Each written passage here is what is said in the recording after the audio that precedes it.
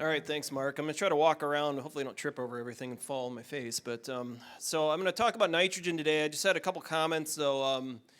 I'll be probably spending a lot of time this spring talking about phosphates. If any of you looked at, when I last looked at fertilizer prices, normally if I start looking at price comparisons to crop value, if I use kind of corn as a comparison, a lot of the prices should hopefully moderate around a 0.1 price ratio, but the toughest one and a lot of the questions I've been getting have been on phosphorus, and a lot of that's just because DAP prices and MAP prices and some of the global markets keeping those high. So I'll kind of put a plug in. I mean, just for some of the other things I'll be talking about, we'll be at up at St. Cloud in a few weeks, and that'll be one of the main, I think, discussions will be phosphorus, just because of, and that's actually what most of the program's on, just because of some of what we've been seeing. But it's been an interesting fall and early winter just with the questions I've been getting, but there's been a lot of questions from a lot of people looking at how to try to maximize dollars and look at different products and try to look at efficiencies to try to really get into some, particularly on the phosphorus side, try to get a greater efficiency and just get a greater bang for your buck on that. So some of what we'll probably be talking about in the future today, though, I wanted to kind of cover some of what we've been doing on the nitrogen side, and this is mostly just a culmination of some of what we've been doing over the last 4 years. And I've got both the northern and the southern data in here, so I'll be talking to some of the northern groups next week, so I'll kind of focus more on the south side, but there have been some big differences in what we've been seeing in terms of results from timing of urea application, and that's been one of the key things that we've been looking at, myself and Dr. Fabian Fernandez. Fabian focused mostly on corn, looking at shifts that we've been seeing, particularly in retailers some of them carrying less anhydrous and switching more towards a urea-based system. The thing on the corn side that we've seen consistently, especially when we were testing this in a lot of our wetter years, is a pretty clear advantage to the spring application. A lot of situations with urea where it's more problematic, and I'm going to talk about that when it comes to availability with fall applications. We've just got more pathways potentially to lose the nitrogen, not necessarily to the groundwater, but some other pathways that I think a lot of people don't really think about when it comes to urea. And I wanted to follow up on the Sugarbeet side because as we go in, we're looking at right now our nitrogen best management practices to make sure I had some clear answers with beets as well as corn if we start making some changes, because one of the things that we're likely going to have, if we look at west central, southwest Minnesota, is no longer having fall urea on the acceptable side, just because it's more often than not it's even half out of the last 10 years or more, we've actually seen where it's taken more nitrogen and get less yield with that fall application. But I wanted to see if the same thing was happening with sugar beets. Could we make the same? Because I know that's been one of the big things with the shifts. There's been more fall application in some of these areas. So there are two things I'm going to talk about here. Some of it's source, because we're doing some testing among sources, but also rates. So I'm just going to give an update on some of that work. Is it going to advance?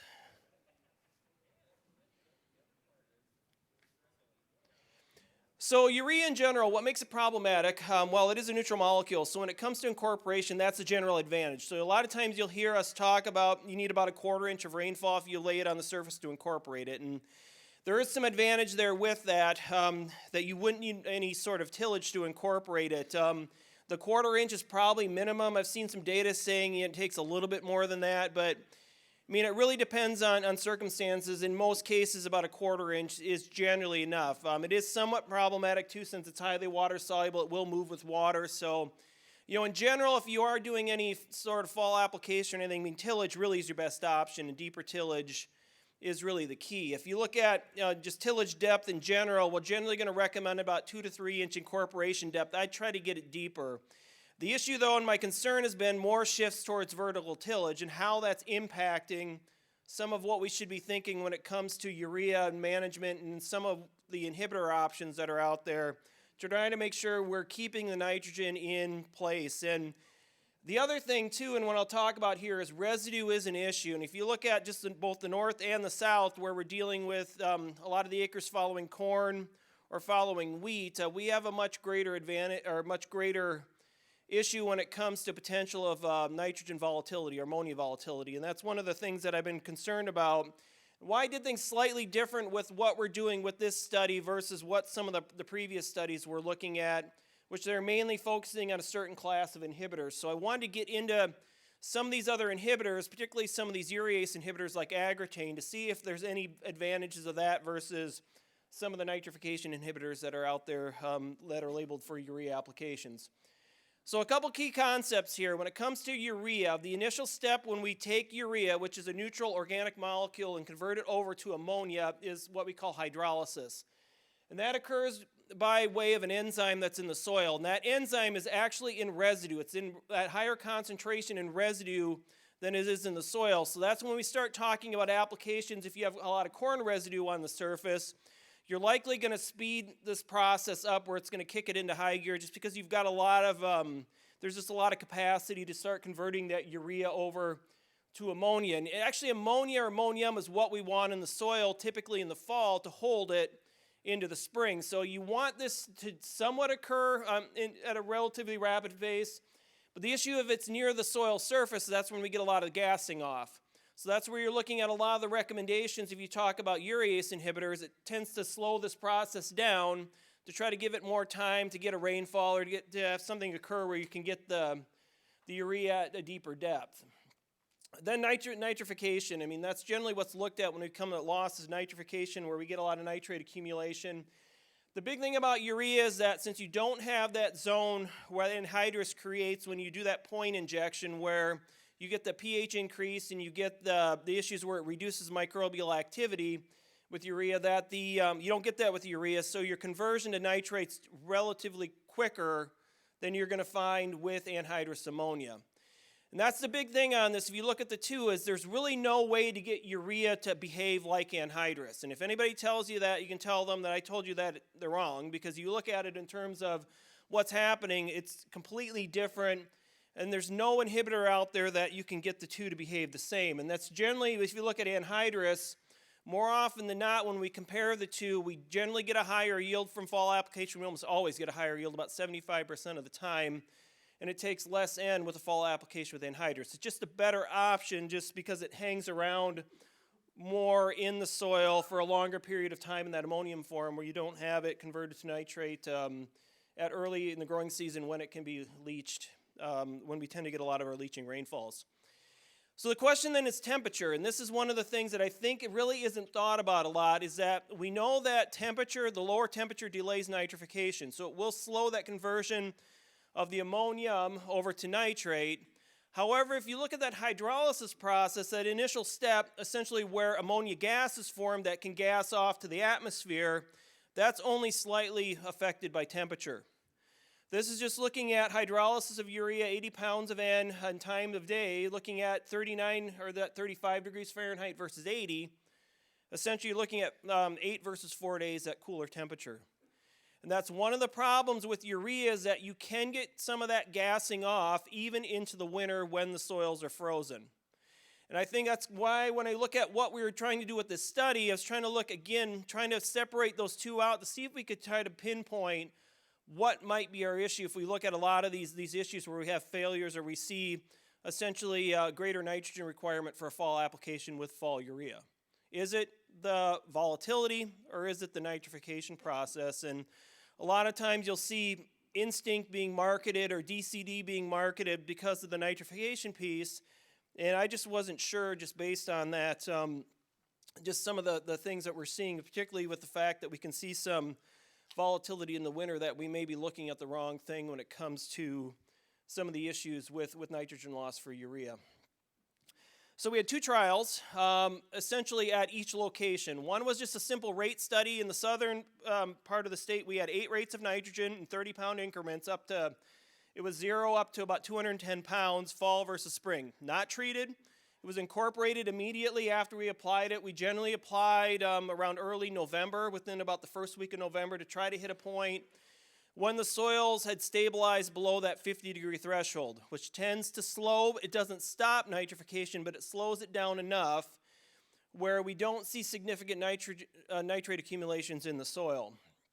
So that next to that study, then we were looking at sources, and I'll talk about the sources because I was looking at different inhibitors, ESN, and a few other things to try to look at some differences in how they're going to vary a little bit in how they're releasing nitrogen, and just trying to see whether or not we could actually see any benefit of using some of these products in increasing tonnage or increasing yield relative to a urea-only control. So again, the south sites all followed corn, the north sites, well, are wheat and soybean. Again, I'm not going to focus mostly on the north sites. I'll talk a little bit about them when it comes to yield. So it's a little ugly. On the right, south, north on the left. If you look at the data, if we look at nitrogen responses, we saw a clear difference. If you look at across all sites in the south, in general, the average was about a ton per acre higher with the spring application. It was never higher with the fall application. We had about 1 year out of the 3, it was roughly the same. So in general, if you look at the data, look at fall versus spring, spring application, we can maximize root yield by about 84 pounds versus 157 pounds, and this is urea applied with the 4-foot end test. So if you look at the upper end of this, is roughly consistent with the upper end range of what's currently recommended for sugar beet production. This is only 3 years though, and this is one of the things with a lot of this, it's only 3 years. I mean, I really wouldn't base my data on that. One thing that I've been doing is trying to gather as much of the nitrogen response data to start looking at it, running tabulation with some of this to try to look at the recommendations. But in general, is consistent with what I would expect. It was a little bit surprising seeing the difference between the two when it comes to overall efficiency. I wouldn't have expected that, but again, kind of within the range when it comes to root yield of what we're generally expecting to find with the study. Recoverable sucrose, obviously, if we start looking at that, it did decrease with increasing N rate. If you look at most of the studies, we started to get above about 110 pounds of applied N plus the 2-foot N. This is just showing a linear decrease, but in general, if you look at it, it's relatively flat up to roughly about 130 pounds total. So kind of looking at a lot of what we're seeing with this, what maximized root yield, we're tending to see recoverable sucrose start to drop off at the point at which we were getting beyond the maximum rate. So nothing new, I think, for a lot of you have seen with that. This is just one example from that. If you looked at it in general across all the sites, it looked like a pretty steady decrease with increasing rate of N. But nothing had really changed. And if you look at a lot of the rate data, I mean, really the big thing is just the general overall efficiency of fall versus spring. With that is that we are seeing essentially where it is probably going to take a slightly higher rate. It's just, to me, a question of whether or not we can figure out where that's coming from, and that's kind of where we're looking at step 2 with some of this particular research. This is just the recoverable sucrose data, seeing that spring application, seeing just a slightly greater decrease than the fall application, but overall, roughly about the same, essentially with increasing N rate, seeing that recoverable sucrose decrease. And again, once we get beyond about that 150, that tends to be where we tend to see a little bit steeper decrease with recoverable sucrose across many of these sites. The other question's been emergence. I mean, this comes up every once in a while, or it comes up actually a lot, every time I talk about this. And essentially one of the things we do see consistently across these sites, spring urea, you're likely going to see a little bit ding in your stand. I don't know. I mean, looking at the data, it's generally been a pretty steady decrease with increasing rate. If you look at this versus the overall root yield, I generally don't see much of a correlation if you look at decreases in root yield with, especially in the southern data, with some of the loss in stand. The fall applications, we're not seeing really much in terms of the decrease in overall stand, particularly with the southern sites. The sites that have been a lot wetter in the spring or had more soil moisture in the spring, the fall application doesn't seem to ding us at all compared to the spring application. It's been much worse in the northern sites because of the dry years. And actually the northern sites may see a little bit of an effect when it comes to a reduction in emergence when we're looking at root yield, but it hasn't been really as significant when it comes to some of these southern sites, but it is there. I mean, it's pretty clear across all the sites when we look at just some of the emergence data that we are seeing with the spring application some impact of the spring applied urea. One of the things I wish I had was some of the product data at some higher rates to see if we could reduce that, because one of the things I've been wondering with some of this data, if some of this is occurring because of the accumulation of ammonia. Initially, when we get that initial hydrolysis of the urea, if that's what's impacting some of the emergence. We tend to see that particularly with in-furrow applications, particularly on corn, where a lot of our sources that tend to have the potential for accumulating a lot of ammonia in the row tend to be those that tend to be most damaging. So that's one of the things I've been wondering, if we could slow that down, potentially that could reduce some of this impact. But again, in the end, if you look at it in terms of it really hasn't had a big of an impact, particularly with some of these southern sites where I'm really worried about it, but realize that it does happen, and we've seen it pretty consistently across all of our locations. So the source trial was really the meat side of this, to try to look at whether or not we could figure out, with some of these differences in overall efficiency, whether or not where some of that loss pathway was coming from. So this is just what we had. We had 10 treatments, no end control, and 100% urea. Then we did some ESN blends in 1/3 ESN, 2/3 ESN, or 100% ESN in combination with urea. We're using Anvol at 1.5 quarts per ton, which is a urease inhibitor. It's kind of marketed to replace the agritane. We did have agritane here, but the agritane rate I had was about a quarter rate. And essentially, the reason I did that is because we were using Super U, which is a combination of agritane and DCD. Super U, actually, though, if you look at the labeled rate of agritane, it's only about a quarter of what the recommended rate is in. So it's going to have some urease inhibition, but it's not going to be quite as good as your full labeled rate of agritane, just because generally we see that. And I'll show some numbers here. That's one of the big things on a lot of these products. It's just like any of the other ag chemicals you buy, is you have to know what you're applying, because the rate of your active ingredient can be really important in terms of how effective these products are. Instinct Next Gen, 24 ounce per acre. And then I would use ammonium sulfate. I just wanted to see whether or not a source that doesn't have volatility, AMS doesn't, you could put AMS on the soil surface and it's not going to volatilize. You don't need any inhibitor on it. It's already in that NH4, that ammonium form. So I wanted to see, that compared to some of these other products, to see if actually it was performing any better just without that volatility, without any of the products themselves. So these sources were applying at 45 pounds of N to the acre. So I was applying at a suboptimal rate. I wanted to really get as much of a when we start looking at this opportunity to see differences, and really needed to apply these at suboptimal rates. So if we look at the data, really, again, you look at the southern data, clear difference when it came to the fall versus spring. Again, the spring was generally favored slightly versus the fall application. If you look at the actual data here with the south data, the highest root yield we had was with the Anvol treatment. The other treatments that are up near the top, the 1/3 ESN, AMS, I think, is up near the top as well. And if you kind of look at some of the middling treatments, the agritane, the lower rate, then the Super U treatment. Ones that were kind of near the bottom, we look at it, are Urea, Instinct, some of the higher blend rates of ESN within that.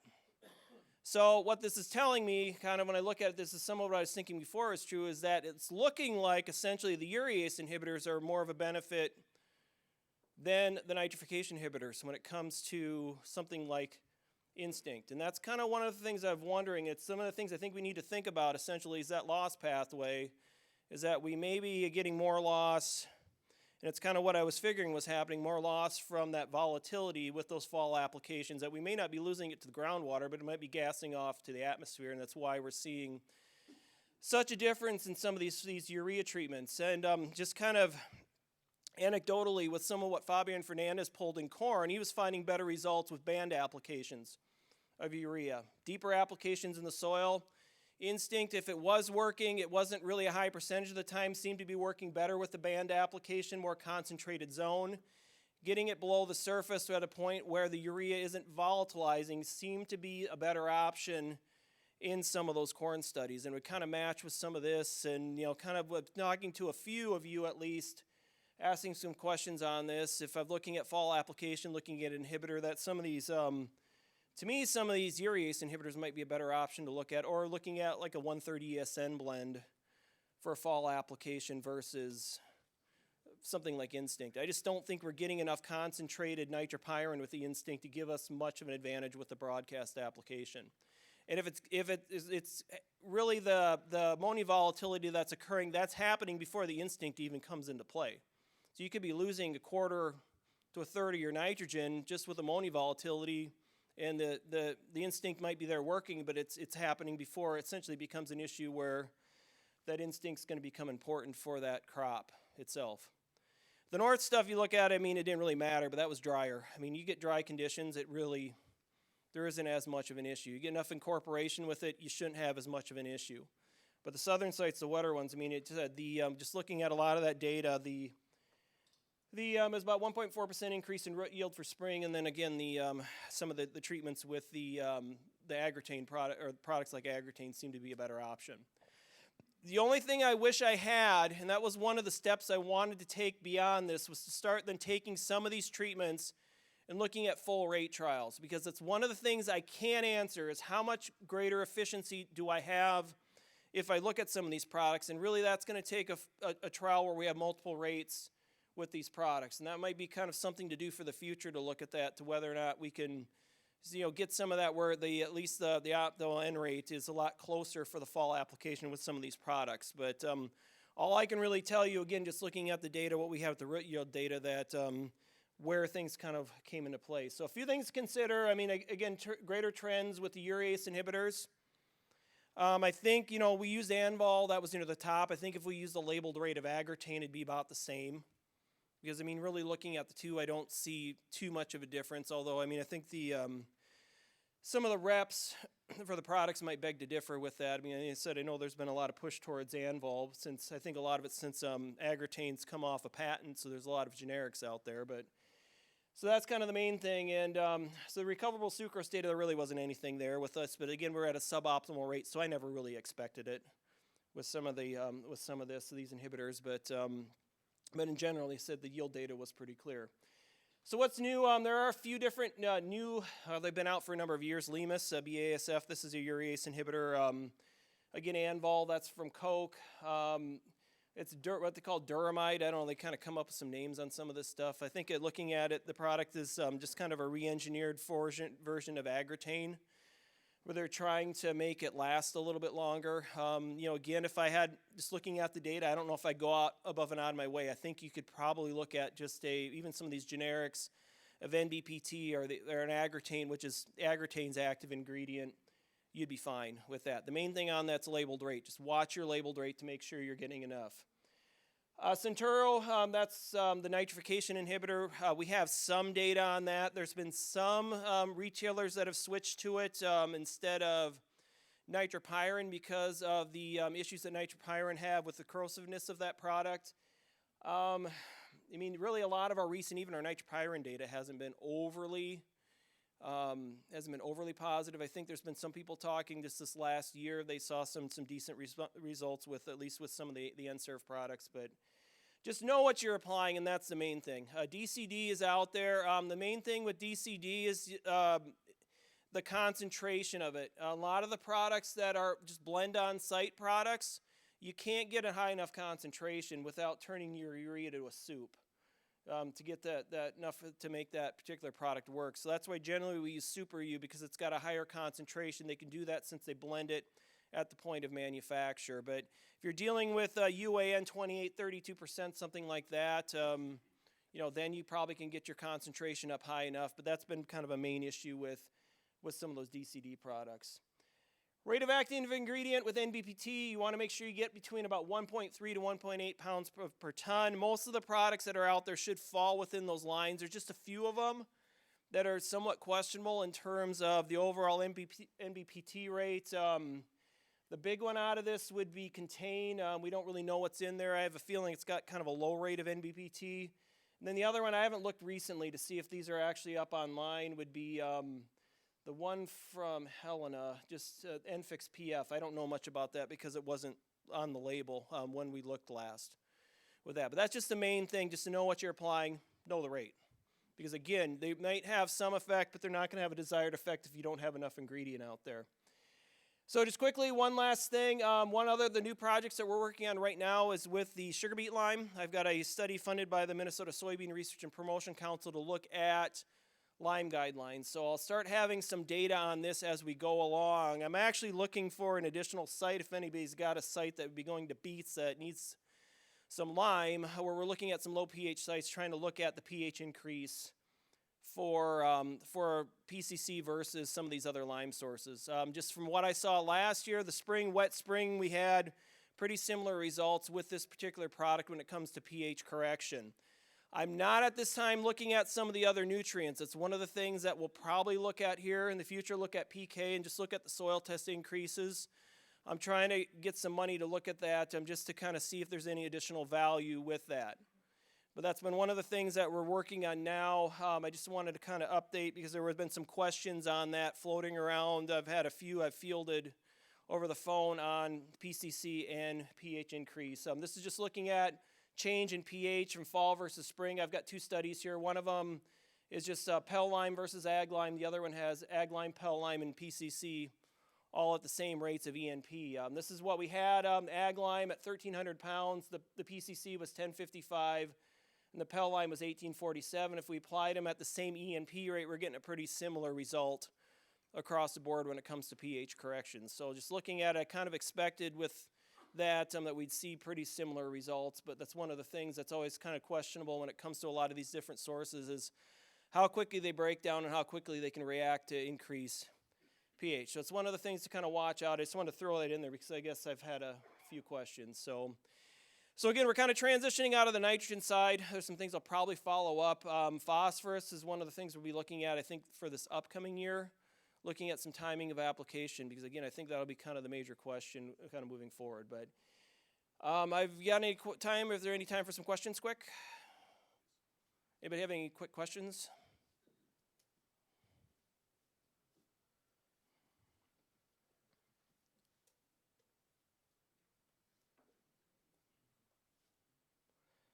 I'll be around for a little bit, but I got to head back to the cities. I got to be back for something for my kids here around 5. So if anybody has anything, just catch me here before I leave. So thank you.